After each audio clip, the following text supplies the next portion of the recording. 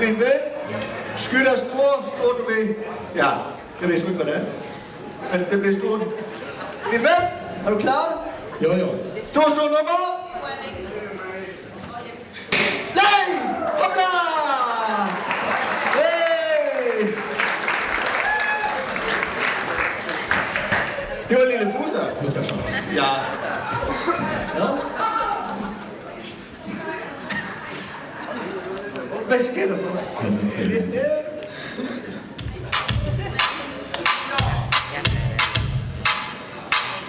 Hey! Vi har aldrig mødt nogen som jer. Og bare grine vor røv, vi læser alle hver især. I sagde de rigtige ting, og det blev godt sjovt som råd. Nu vil vi vise jer en del af det, som vi har fået.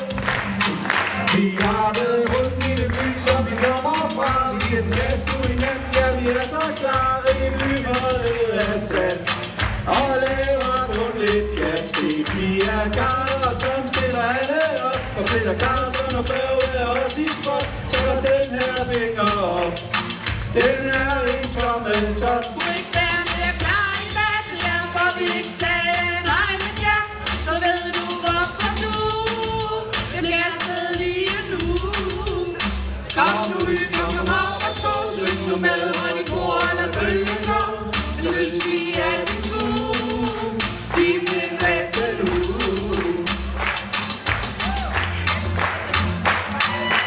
Hey! Vi spillede godt. Bare synd for jer, at I ikke havde brikker nok. I sagde de rigtige ting, men bare ikke det rigtige sted. Nu har vi lavet en video, hvor alle sjove ting er med. Vi har været rundt i den by, som vi kommer fra. Vi giver den gas nu i nat, ja vi er så klare. Byholdet er sat og laver kun lidt gas.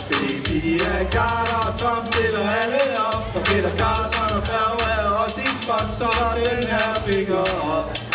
Den er en tommeltot. Du er ikke være mere klar i dag, derfor vi ikke tage nej med jer. Så ved du hvorfor du bliver gasset lige nu. Kom nu, kom op og stå, syng nu med, og de kor eller bølgen går. Det synes vi er i skue. Vi er den bedste nu. Du er ikke være mere klar i dag, derfor vi ikke tage nej med jer. Så ved du hvorfor nu. Vi bliver gasset lige nu. Kom nu, kom op og stå, syng nu med, og de kor eller bølgen går.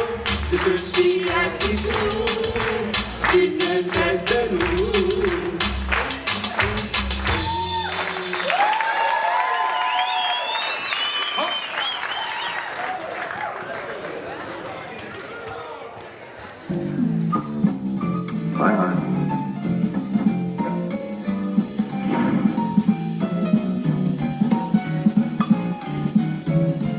Hej, og velkommen til Kaffe med Kurt. Det blev så ikke Kurt, der kom. Det blev mig, hans lillebror. Jeg vil i dag ovenpå succesen med rigtige mænd undersøge, hvad rigtige mænd ude i udkants Danmark laver. Jeg vil tage til den lille by Sønder Hygum og undersøge, hvad der virkelig sker derude i udkants Danmark. Den første, jeg vil besøge, er Knud Blomgren. En initiativrig mand, der har opstartet motionscentret og er den helt rigtige for dækstørrelser. Han arbejder ved et dækfirma. Vi besøger nu Knud Blomgren. Goddag Knud. Knud, jeg har nogle få spørgsmål. Knud, hvor meget ved du egentlig om din kone, Sanne? Ved du for eksempel, hvad BH-størrelse hun bruger? 205, 55, 16. Super. Ja, vel så. Ved du forresten, hvornår hun har fødselsdag? Det ved jeg ikke. Ja, okay. Ja, den så jeg så ikke. Knud, ved du så, hvor du mødte Sanne allerførste gang? Oppe ved Euromaster. Knud, så vil jeg spørge dig, hvordan går det egentlig med dig og Sanne i soveværelset? Det bliver jo mellem dig og mig. Hvor mange gange har I Hvor mange gange har I gang i den? I soveværelset jo. Altså, ja, det ved jeg jo ikke, men hvor mange gange? Sommer og vinter. Inden du mødte Sanne, hvordan havde du andre kærester, og hvem var det, du havde som kærester dengang? Ja, den ene her Lars Skov Andersen og Søren Brink og nogle leverandører fra Michelin og sådan lidt forskelligt. Ja, så fik vi snakket med Knud Blomgren.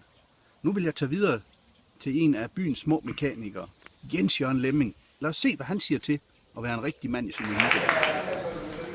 Hvad så? Hey, Ali, min ven! Hvad så? Hvad så, Mohammed? Hvad så, mand? Hej. Hvad så, mand? Hvad sker der? Det er ikke så meget, mand.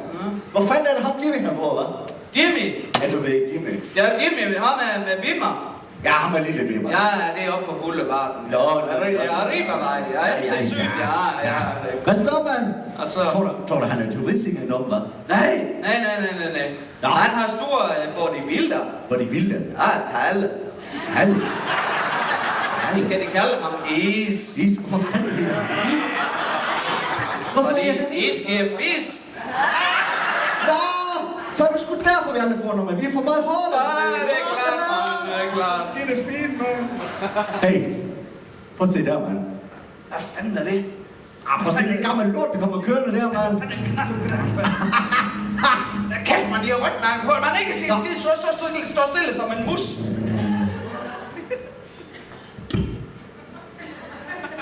Fy for satan. Hvad så? Har du slået en fisk med æg på, eller hvad? Nej, det har han sgu da ikke, mand. Hvad tror du selv, mand? Det er fordi, vi er herude i udkants Danmark, mand. Ja, vi lugter af lort herude, mand. Ha. Nå. Hvad fanden er det? En pølsevogn? Yeah. Hold kæft, det går bare helt vildt godt her. Smart, mand. Ej, er du rigtig klog, mand? Ved du, hvordan man laver gris i pølser i Danmark, hva'? De tager gris og hakker den i sin egen tam og smider den i sin egen tam, og så bliver det pølse med, mand. Det er skidt af klam, mand. Det kan jeg godt sige dig. Fy for satan, mand. Men hvorfor der står en pølsevogn lige her ved et forsamlingshus? Er det ikke sådan lidt mærkeligt? Det er hende der krummål, der betjener, du ved.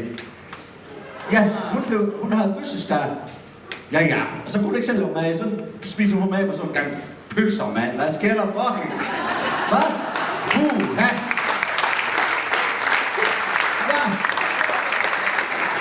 Ja. Du, Mohammed, måske man kan få en kamelpølse, ligesom vi kaldes kamel. Ja, man kamelpølser, mand. Lækker. Nej, vi skal hoppe over den pølse, mand. Det giver vi ikke i dag, vel? Nej. Vi skal videre, vi skal hente til Jimmy, mand. Ej, prøv at se der, mand. Det er sgu da for nyt tag på deres måske. Og lad kæft, mand. Det må have kostet kassen, alt det blik. Hvad skal du for det? Det er du være. Ja, giv mig lidt, mand. Ej, nu holder. Min købmand. Jeg har kraft, det er min købmand. Jeg har ikke nogen min købmand, vel?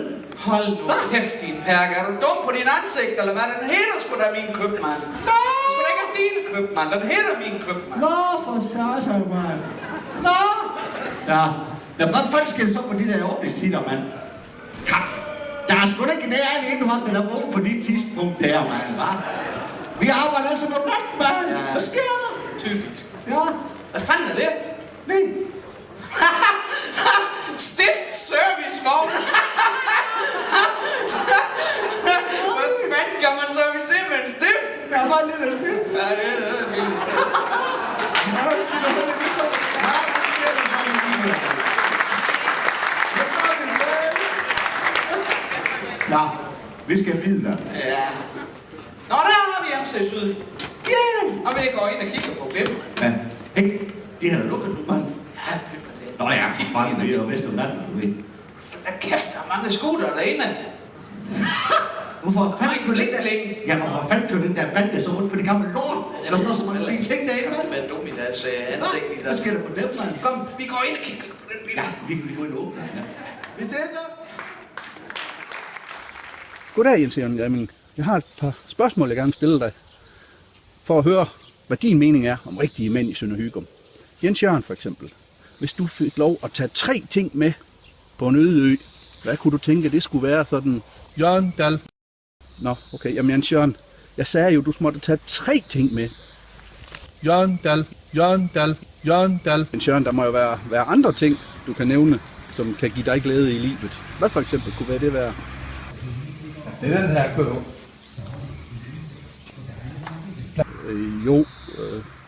Kan du uddybe det? Kan du sige andre ting? Ja, en fastnøgle.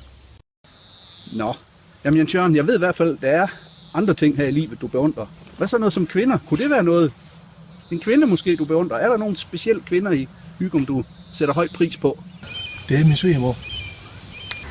Kunne du vise os lidt rundt her i dit firma?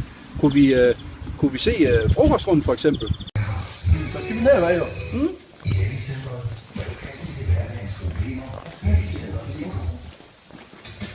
Sengehuset Kolding har noget, de fleste sætter stor pris på. Så. Hvad med kontoret, hvor din kone Birte holder til?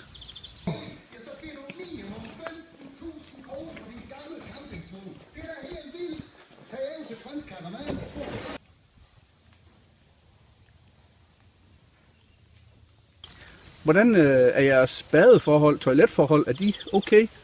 Har du okay toiletforhold og badeforhold? Kan du vise os det?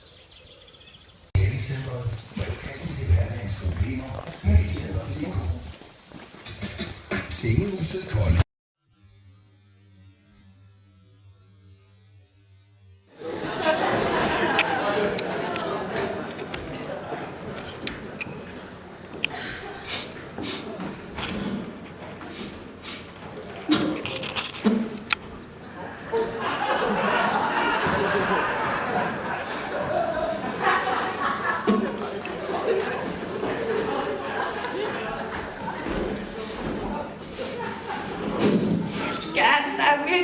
Sin egen stol med.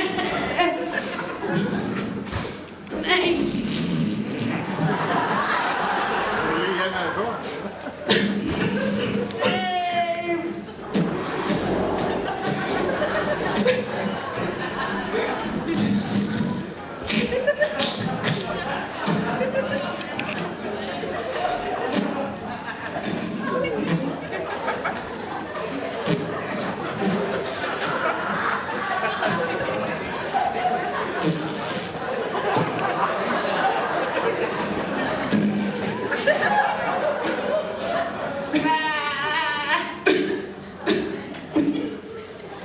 Hvad siger du der her, hyld for du?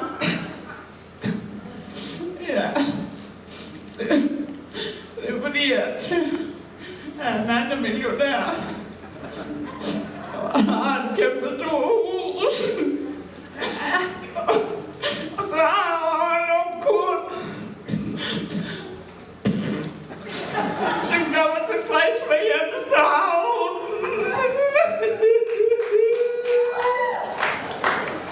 Jamen,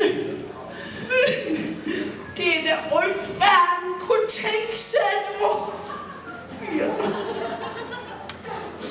Hvad ser du egentlig så hylden for? Det er jo fordi, jeg har nævnt af mænd, der kan jo huske på det her bord her.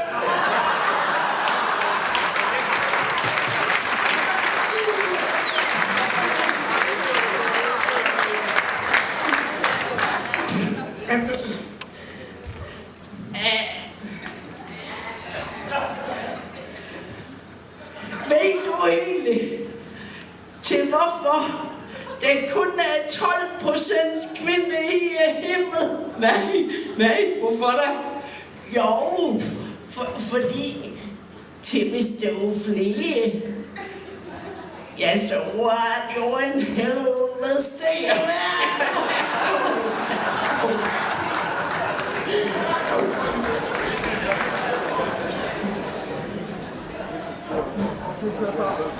Nej, der kommer du jo.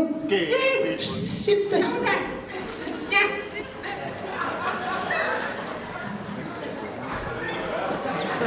Kom så. Nej, hvad skal der med alle de her gurker? Her, det kan jeg godt sige dig da.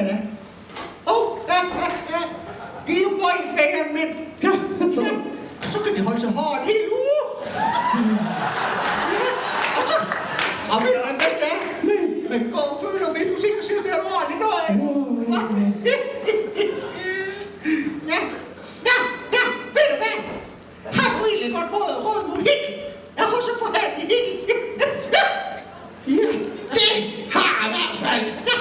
skal jeg sige det, da min mand mange år siden havde hik.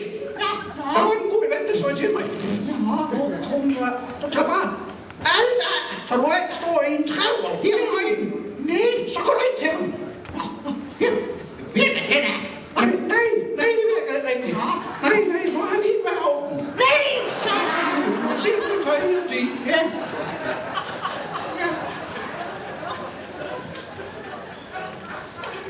Ved du hvad? De står her. Nej, nu skal jeg da egentlig lige se, hvad der står her.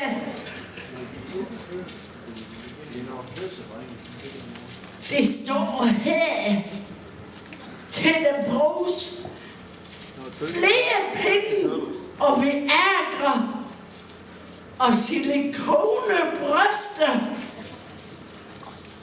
endnu forskning i Alzheimer's. Hvad skal det dog ende? Jo, det tror jeg godt, at det om 3 år, der sætter vi alle sammen med nogle kæmpe store pakker og en stor ståring, og der er en, der kan huske, hvad det er, man skal bruge den til.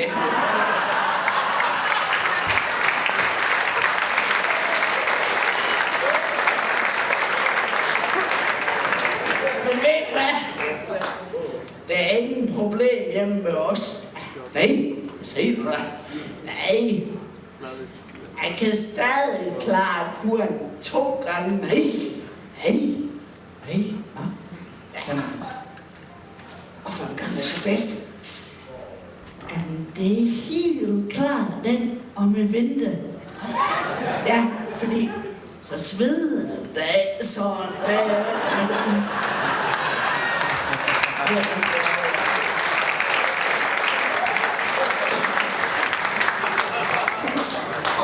Bare det, jamen lige gå op der. Gå op der. Og så, ja. Det kan jeg godt se det. Ja, er god. Det er super bare, fordi det ligger andre i køleskab. Det er rigtigt. Så sandt. Og så kan man få lige så mange, man har lyst til. Nå, ja. Nu skal du høre en historie. Ja, det er jo så sandt. Siger du? Hvad siger du? Den anden. Så er jeg med mit snavsetøjsko. Nej, så har min mand røget skjorten i en. Og så har han en særlig skjort, hvor der står Romeo Papil i her. Nej, fanden gammel. Det fandt du da i, gjorde du? Nej, det gjorde jeg ikke. Så tog jeg hans nu. Det skete underbogs. Nej. Og så lå jeg en særlig den. Ja, Romeo Papil her. Sådan der.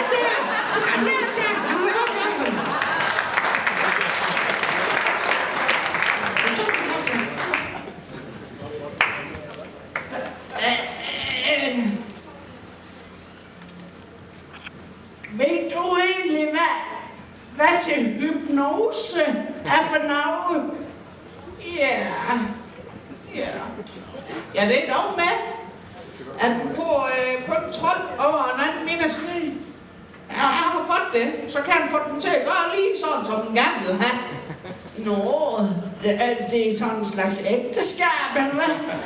Ja, det kan vi godt kalde. Ved du hvad? Han så tænkte, du kan være med til noget gruppesex. Jo.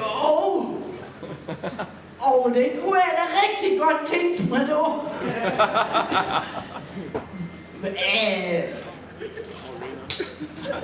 Hvor mange blev vi? Hvis du nu tager kurt med, så blev vi 3.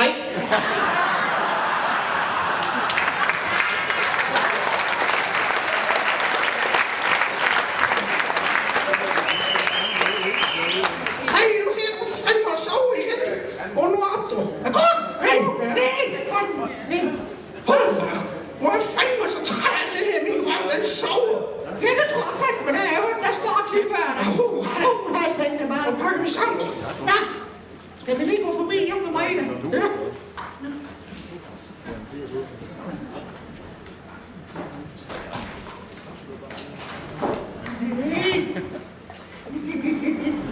Nej, du har gulvet. Og mærker nu igen. Du giver aldrig. Altså.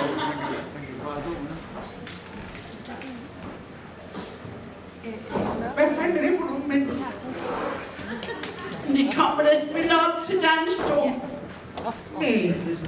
Vi skal jo synge. Nå, det er det, vi skal. Hey.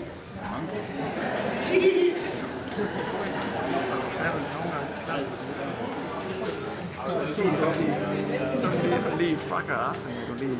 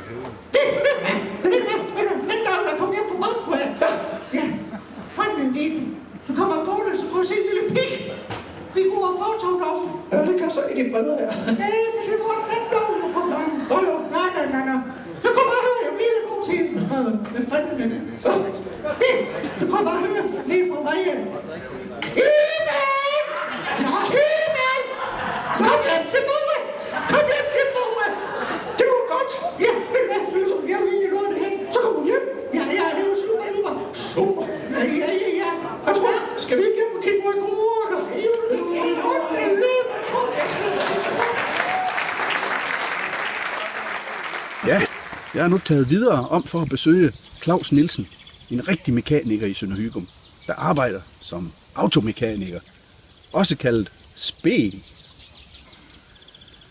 Speg, du har jo boet en del år her i Sønder Hygum, alene og sådan. Så mødte du jo din kæreste. Hvad var hendes navn? Janni. Ja, men Speg, I bor der rigtig fint her, ikke også? Hvordan, sådan du ved, med vedligehold udenfor og sådan, hvordan er det dig, der er mesteren for det, eller hvem klarer det? For det er jo meget vedligehold på sådan et stort hus. Det gør Janni. Jo, Speg, hvordan så med det huslige, du ved, inde i huset? Er det dig, der sådan sysler og laver mad og sådan? Hvem er mand for det? Janni.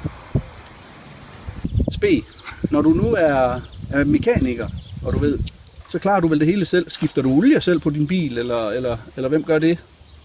Det gør Janni. Speg, hvem smører, du ved, læderindtrækket og polerer gearstangen? Er det dig, eller hvem gør det? Det gør Janni. Det er fandme grove løjer, du. Er du med, eller hvad? Nu er jeg kommet ud, Anne. Ja, det er fandme da heller ikke helt let med alt det stille land, du. Hvad? Nå, der var du. Kom, du. Det er sgu godt. Det er jo dig, der har bag. Nå? Nu skal vi til byfest igen, hva'? Ja, det skal sataneme blive godt, dog. Jeg glæder mig. Det er bare fint med sådan en lokalfester, og der kan man fandme komme, som man er. Ja? Ja, altså... Ej, der tog en ren rundetrøjsbluse op. Mange dog, eller... Nå, hvad vejer du? Lad os da det.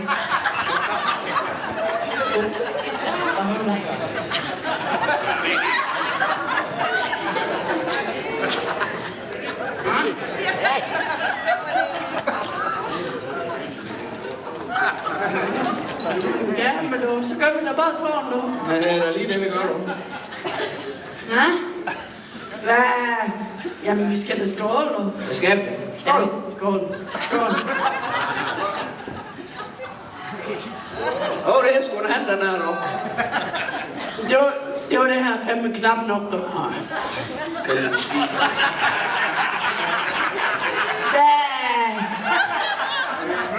Det var jo ingen modshow, jeg har, du. Nej, det er fandme godt nok, ved du hvad? Jeg var noget skue af, hvad Jens står og holder på model. De var helt vilde med min krop. Okay.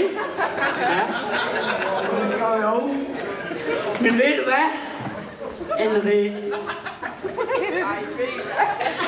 Jeg skal bare lige sige, en risikerer skulle da også bare blive gift, du. Ja, det var fandme ligesom Kenny og Stine det sidste år, der. Helt ærligt. Hvis det var med hende, også du fandme, der var en dum aksen, sådan at de kunne... Nej.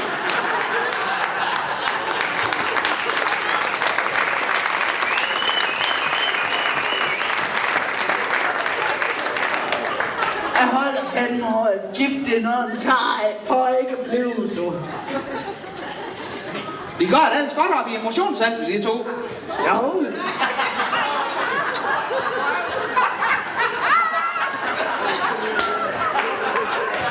Folk, de er jo helt vilde med Stine, når hun svinger og pisker det der cykeltop. Men ved du hvad? Det er fandme alligevel utroligt, du.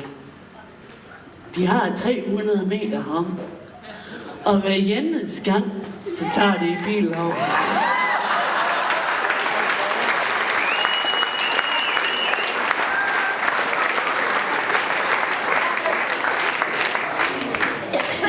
Ja.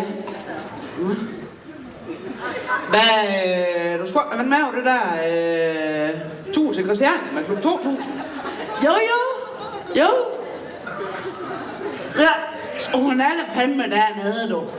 Jeg skulle da prøve at kontakte hende der Pia Garda et par gange nu. Men du tager fandme da aldrig den telefon nu. Nej, den er sgu da låst ind i et eller andet metalskab. Ej, da kæft. Men har sgu da altid den telefon også? Pia Garter, det kan jeg godt fortælle dig. Hun har jo fået sig en ny såkaldt iPhone. Så skulle hun jo passe over. Jo. Så har hun jo låst den ind i en eller anden metalskab. Jo. Og så lige der, hun skulle bruge den lige et par dage af det, Jo. så kunne hun jo finde den.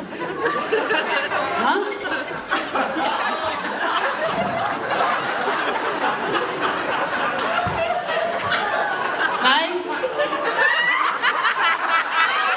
Og så var det så var hun jo nødt til at købe en ny. Nå? Ja. Altså på den gamle nogle dage af. Hold kæft, hvor dumt, mand. Ved du hvad? Nu har den familie fandme været galt nok af med stadig der. Nogle gange efterhånden i den her byfest her. De laver der bladet gang ud gang, du.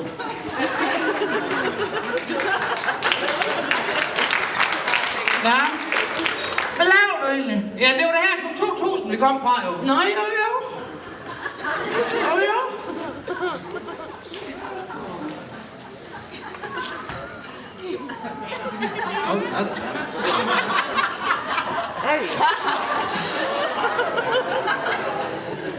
Nå, men de fik da sænket det gennemsnitsalder gevaldigt ved sidste generalforsamling nu. Ja, for sandt, det var det bare godt. Tag nu sådan en som Merete Varme. Satan. Han er satan gerne lille livsstyk.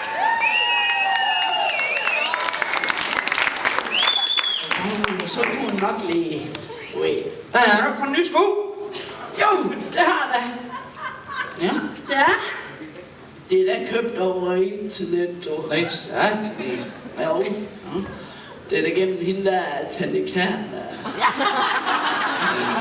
Tanja Kjær. Er det ikke en mørkhård? Jo, det er hun lige nu, da. Men du ved, hun er oppe i at være lyshård og røghård. Hun er sådan en lille ældre type.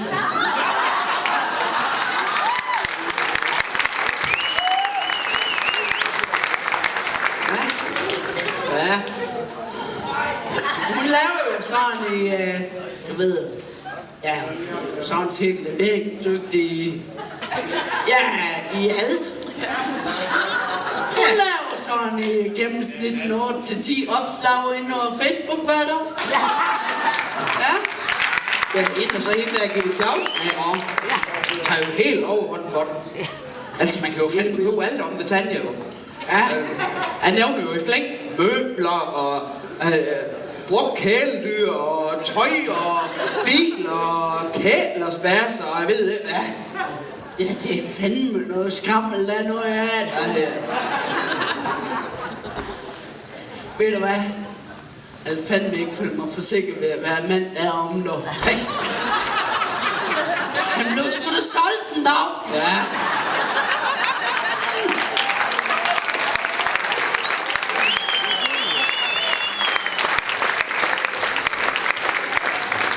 Ved du hvad? Når man så kigger ud over forsamlingen her i år. Jo. Det er fandme mange dejlige kvinder i Hygum der. Fandme nogle lækre damer.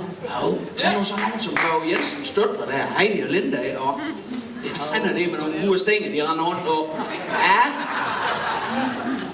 Men det er særligt ikke for gode til at bruge dem, da. Nej. Nå, hvad mener du med det der? Det var jo noget med, at de kom galt afsted. Begge to inden for 14 dage. Nej, har nok af det der. Ja.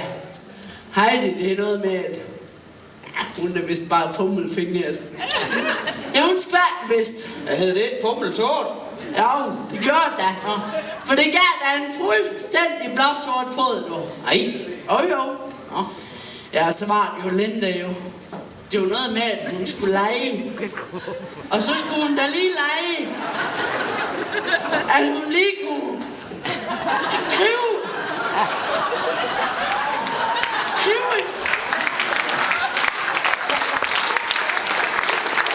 Og så har du ikke en stiv i den.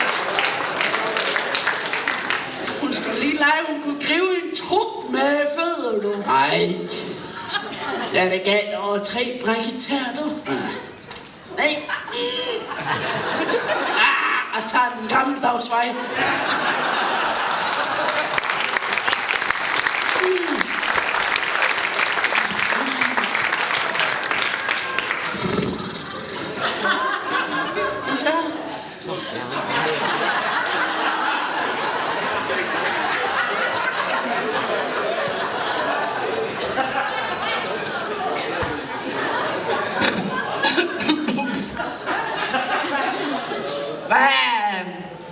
hørt, vi skal til at have kloakegravet op i byen. Ja. Ja, det der... Ja, det har jeg godt set. De har været i gang om Birkevej. Nej, det var fandme da ikke derfor, du. Det var sgu da fordi, det fremlede med rotter deromme. Nej. Fy for helvede. Hvor kom det fra, da? Det var pisseklamt, du. Det var deromme fra den der ruin der. Om fra... Jeg ved det. Ja, Birkevej og Linde Allé. Jeg tror sat med, der er flere rotter over der. Det fremlede helt vildt, du.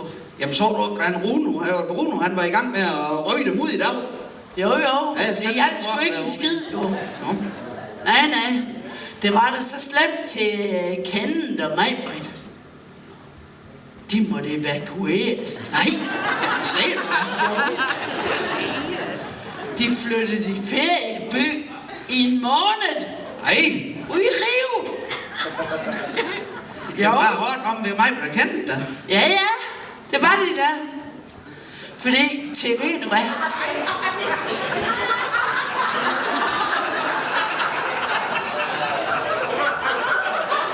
En aften, da mig sad til fjernsyn, så hørte hun jo pludselig noget pusle bag sig. Så vendte hun sig jo om jo, for at se, hvad det var for noget. Tror jeg, det var unge. Men nej! Der sad to fuldfede rotter, du, og knaskede et stykke ost, de selv havde hentet det i køleskabet. Fanden klam.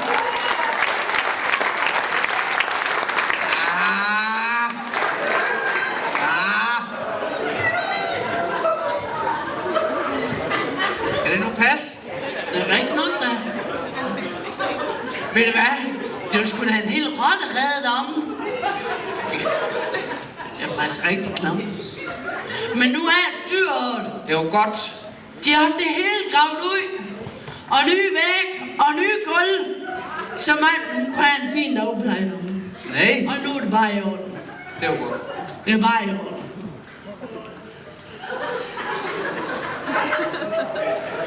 Hvad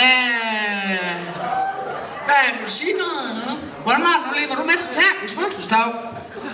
Jeg vil bare sige, at der er faktisk rimelig mange momenter, der er sådan forholdsvis sløret for mig for den aften. Jo.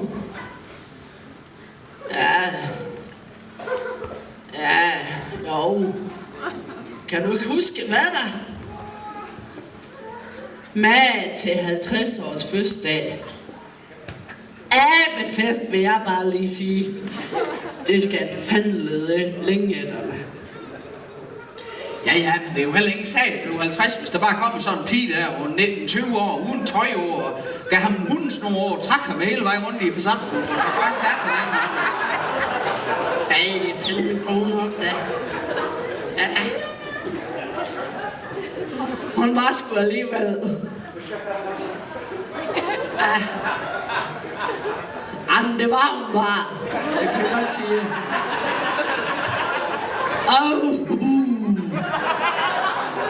Ja, det kan jeg da i hvert fald huske.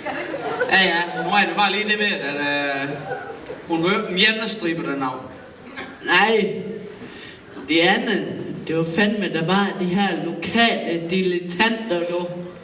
Ja, Jimmy Ibsen og Richard.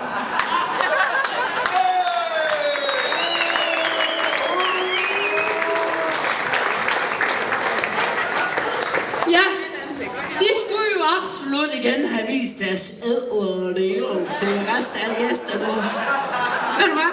Det vil jeg bare sige til dig, det er sygt. Det kunne jeg faktisk godt have vendt foruden. Ja. Jeg havde fandme ondt i hovedet over at kvalme dag af det endnu.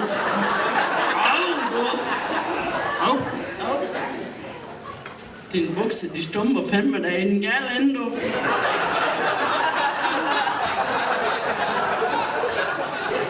Ja.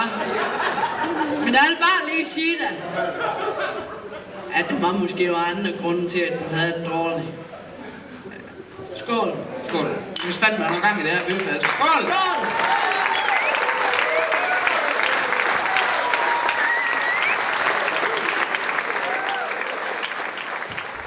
Som afslutning på mit besøg i Sønder Hygum har jeg spurgt et bredt udvalg af rigtige mænd i Sønder Hygum, hvem de kunne forestille sig, der skulle være borgmester i Vejen Kommune. Svaret blev næsten entydig. Børge Jensen. Børge Jensen. Børge Jensen. Børge Jensen. Børge Jensen. Børge Jensen. Børge Jensen. Børge Jensen. Ja, Børge Jensen. Janni.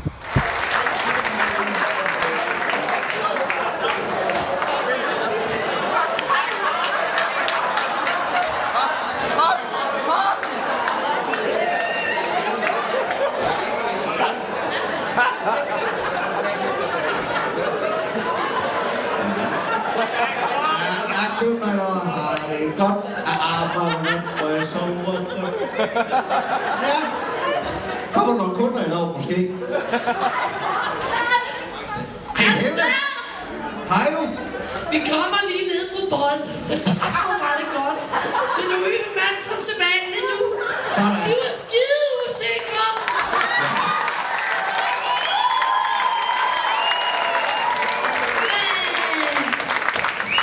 Har du nogle økocitroner, eller hvad?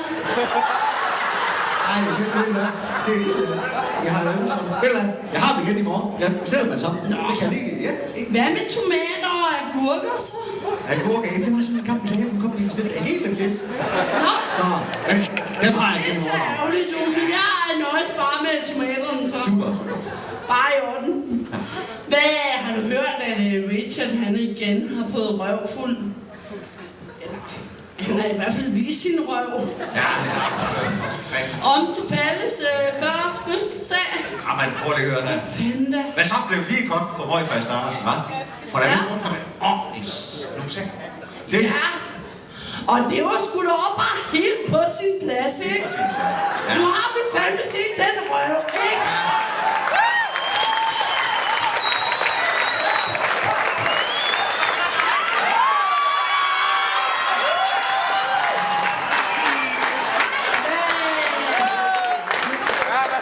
Jeg tror bare, jeg nøjes med tomaterne nu. Så henter jeg resten i morgen, ikke? Skide fedt. Ved du om Kim Cockdown? De har sgu da haft fødselsdag i et par dage, altså. Hvad skal jeg? Ej, jeg har godt lagt mærke til, at de plejer at flade på det her gang. Det kan være, de har fødselsdag lige efter hinanden, måske. Nå, Jeg ved det. ja. Men, Det er sgu da et frit land, vi bor i, altså. Da jeg var på øen, og jeg ikke... Woo! Tak til tomaten, kom!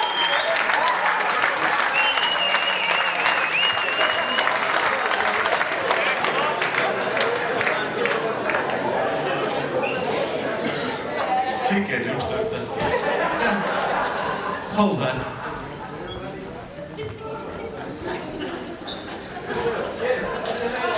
Hej købmand. Hej Peter. Hvad så? Du er lige blevet klippet. Nej. Så bliver jeg alt for tid, mand. Okay.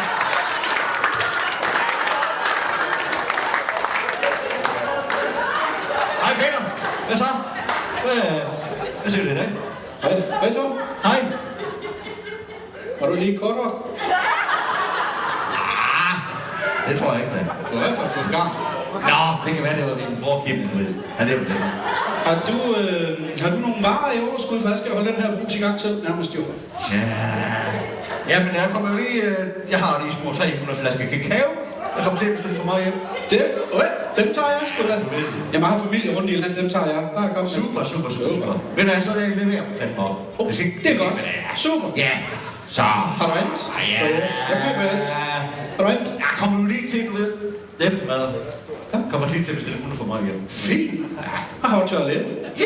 Fantastisk. Dem tager jeg. Så var det jo lige...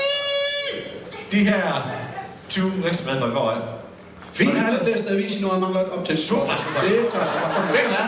Så finder jeg fandme lige en skarp pris til dig. Det gør du bare. Ved du hvad, købmand? Jeg skal faktisk lige have den her hundesækfod med her. Det er lækker på det. Super, jeg har en skarp pris. 3.725. Billigt. Ja, værsgo. Tak. Super. Det er super. Jamen, jeg er sgu lidt forbi mig på det. Du smider bare ind. Hej. Det er super. Det er fandme godt, han kan holde gang i begge sådan.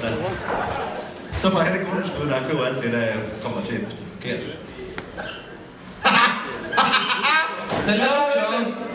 Hvad fanden er du? Kommer det op fra Østrig, eller hvad? Very, very funny, Tom.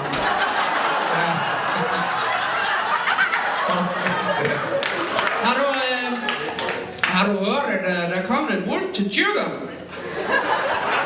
Hvorfor er det helt skæv? En australsk wolf, der kom en wolf til Tyrker. Ja. Gitte Clausen, hun har selv set den her skidt herude i sandkassen ude i skolen. Nå, en uld! Nej, det var en uld. Der kommer ud fra fest et eller andet sted. Der får vildt herude og have halsbrand eller noget. Det er ikke uld. Nej, hvor holder vi? Ja. Det var en lille hund. En lille skid. Hey!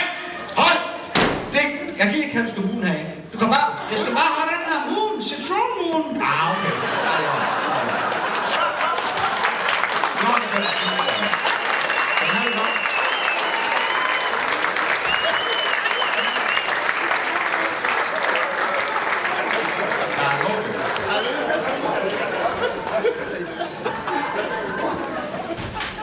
Det var en wolf.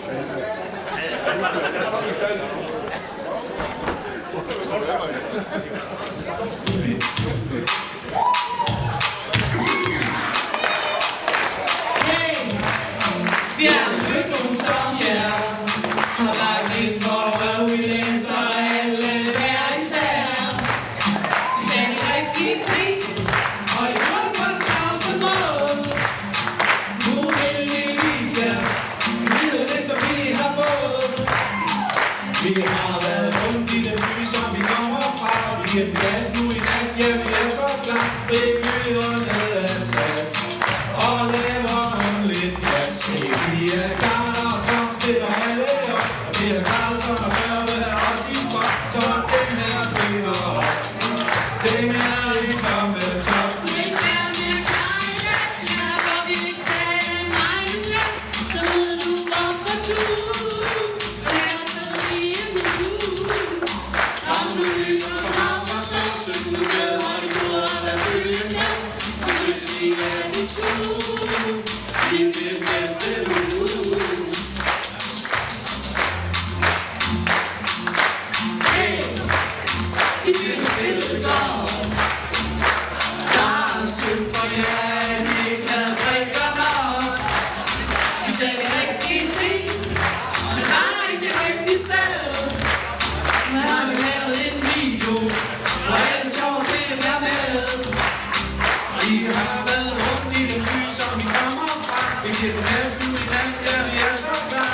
Vi holdet er sat, og laver kun lidt gas. Vi er klar.